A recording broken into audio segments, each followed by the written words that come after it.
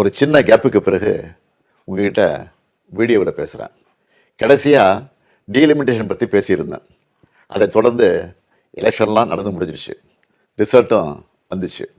ரிசல்ட்டுக்கு பிறகு என்னவெல்லாம் நடந்துச்சு, என்ன நடக்குது எல்லாத்தையும் பார்த்துக்கிட்டு தான் இருக்கோம். 2 வாரமாக எல்லா வீடுகள்லேயும் நியூஸ் சேனல் தான் ஓடிட்டே இருக்கு. அந்த அளவுக்கு பரபரப்புக்கு பஞ்சமில்லாமல் போகுது. 2026 தேர்தல் முடிவுகளை எடுத்துக்கிட்டால் திமுக ஒரு பெரிய பின்னடைவை சந்திச்சிருக்கு. அதை நாம் ஏற்றுக்கிட்டு தான் ஆகணும். இது நிச்சயமாக நாம் எதிர்பார்த்த ரிசல்ட் இல்லை. இதுக்கு அவர் காரணம் இவர் காரணம்னு யாரும் யார் மேலேயும் பழி போடாதீங்க. தலைவராக இந்த தோல்விக்கு நானே பொறுப்பேற்றுக்கிறேன். வெற்றி கிடைக்கும்போது எனக்குத்தான் அந்த கிரெடிட் வந்து சேருது. அப்போ தோல்வி அடையும் போதும் அந்த பழியை நான் தான் ஏற்றுக்கணும். அதுதான் ஒரு நல்ல தலைவருக்கான இலக்கணம்.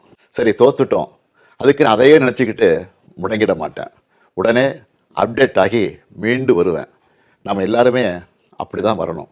அதுக்கு உங்களோட ஆலோசனைகள், பரிந்துரைகள், ஐடியாக்கள் எனக்கு வேணும். எலெக்ஷனாக இருந்தாலும் கரெக்ஷனாக இருந்தாலும் உங்ககிட்ட தான் வந்தாகணும். மக்கள் தான் எல்லாம். இந்த தேர்தல் முடிவுகளுக்கு என்ன காரணம்? திமுக இன்னும் எப்படியெல்லாம் உங்களுக்காக உழைக்கணும்னு நீங்கள் நினைக்கிறீங்கன்னு சொல்லுங்கள். உங்களோட கருத்துக்களை ஓப்பனாக சொல்லுங்கள். அதுக்காகத்தான் இந்த உடன்பிறப்பின் குரல் வெப்சைட். இதில் உங்கள் கருத்துக்களை பதிவிடுறது ரொம்ப சிம்பிள்.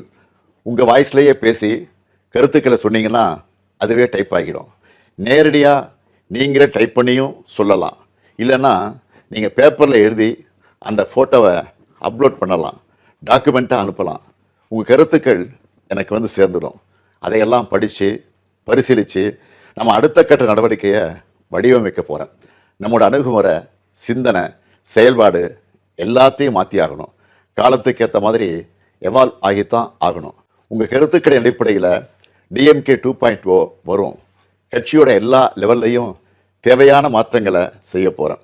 இதனால் அடுத்த 100 ஆண்டுகளுக்கும் இந்த இயக்கம் உயிர்ப்போடு இயங்கும், உங்களுக்காக இயங்கும்.